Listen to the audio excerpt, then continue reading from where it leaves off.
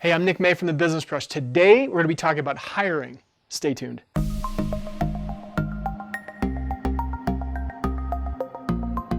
Okay, so we all know that one of the hardest things that we have to do as business owners is we need to build a team, and that means we have to do hiring. So today I want to talk to you a little bit about hiring, and I want to talk to you a little bit about how we at Wells by Design do our hiring. And so you may have a different strategy, or you may want to hire a different type of painter, but hopefully you'll pick up a tip or trick that we use to hire in your hiring process. And again, it all goes back to having a process, having one way that you do things, and if you deviate from that process, that you know that you're not going to get the same kind of results. Now, I had a problem with this last year. I deviated from a process that we used to use very religiously, and we had very poor results last year. And so we have returned to that original process, and we've already seen great results. Again, returning to that original process. And so the first thing that you need to do is you need to attract people to interview. And so in that, you need to go create an ad in Craigslist or Indeed, whatever tool you use for advertising an open position. And you need to communicate specifically to that person that you want to hire. Now that could be a painter, it could be an office person, but you need to put your personality and you need to put your flair on that ad. The more generic that you make it, the less results you're going to get. Remember, we're trying to sell somebody on something.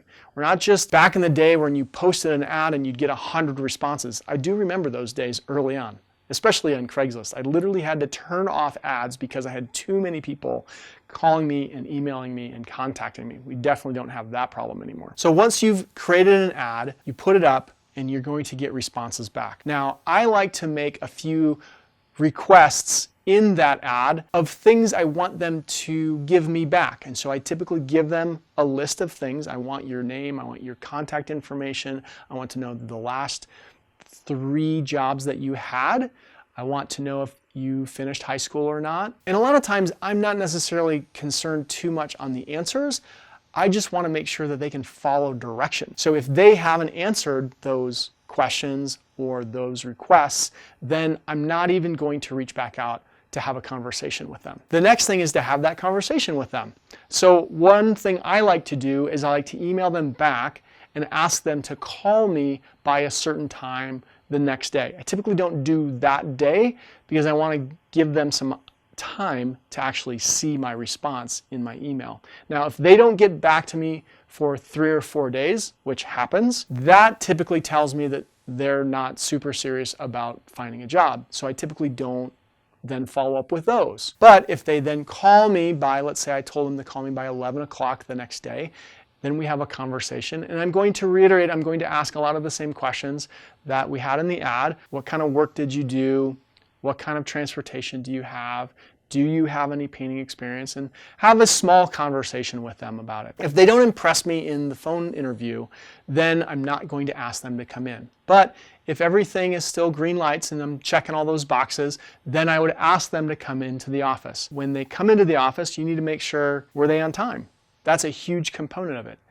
If I get a call 15 minutes after they're supposed to be in my office and they say they're lost, well, then I'm probably not going to hire that person off the bat because they should have been looking for my office before they were supposed to be here at 11 o'clock, not after 11 o'clock. And again, we're going to sit down and I'm going to probably ask them a lot of the same questions. I'm looking for consistency. I want to make sure that what they're telling me is true. And so we're just asking the same kinds of questions in multiple different ways. The other thing I'm looking for is, are they going to be a good fit in the organization? One of the things that we look for when we hire painters is we look for artists. And they have a very specific attitude and kind of outlook on life. And so we really do look for that because I know if they have that, they're probably going to be a good fit in the organization. The other thing I tell people is it doesn't really matter what they tell me in an interview because people can tell me just about anything. The only thing that matters is what do you do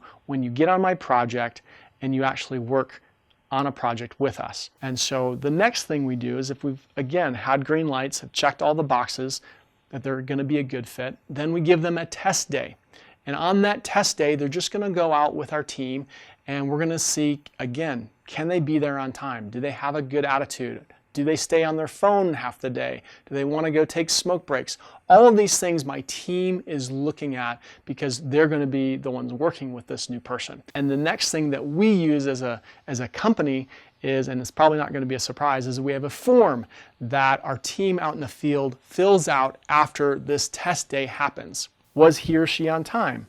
Their ability to follow and take direction. Get shit done ability. Getting shit done is super important to us. Like getting to the job and just getting work done. Did they ask about taking breaks? Did they stay off their phone? Super important. Your overall rating of working with this person. 5 is the best, 1 is the worst. Would you be willing to have them on your team as a prep? And so these are all very important things that I need to know to make that hiring decision. Now, if everything goes well and my team says that they would work with them, then they get the opportunity to work with us for a week or until the 3 strikes rule. What our 3 strike rule is if you're late within the first 2 weeks 3 times, then they're not a good hire. If they're late 3 times within the first 2 weeks, then we do not offer them a full-time position. I just know if you can't do that on the front end, you're going to be a problem moving forward. And really what I'm looking for in this hiring process when they come out to the job site is I want them to be earlier on time and I want them to have a great attitude. The other thing is teachability. Can the guys show them once or twice and they get it? Or do they have to show them 3, 4, 5 times? If that's the case, then we know that they're not going to be a great hire or a great fit for our organization because that's going to frustrate my team and the guys aren't willing to do that on an ongoing basis. So early, you need to identify, is this a good person in your organization? But unfortunately, you really can't understand that until you get them out on a job site. I've definitely had guys that did not make a great impression to me on the very front end, but then long term, they made great employees. Some people just don't interview well. And then other times, you have these guys or gals that interview great and you get them onto the job site and they're a nightmare. So really the only thing that matters is what do they do when they get on your job site. So give them that opportunity, let them know they're not a permanent employee for whatever set period you say. What's the time frame for you? Identify those things and then you need to have a good hiring system. Don't just tell them to go do something and then get upset when they don't do it correctly. You need to have a training process. Give them a couple of things each week that they can learn and they can master, and then move on to other things. So for us, we have 4 levels of prep, and we start with the very basic. What's a masker? What's a caulk gun? How do we tape baseboards? We have video that we've produced and that we are producing to help make this training process go faster. And so really, this whole process of hiring is identifying the right people and then you, the business owner, having the systems and processes to make sure that they know what's expected of them, how to do their job, and that they have the tools and the understanding of what to do, how to do it. Hiring is not an easy task. If it was, everybody would have great organizations. But it's up to you to build the system of hiring and training your employees so that you can have an organization that provides consistent quality work to your customers. Hey, thanks for joining me today. Would you do me a favor? Would you make sure that you've subscribed to the channel? Would you comment or give me a thumbs up below?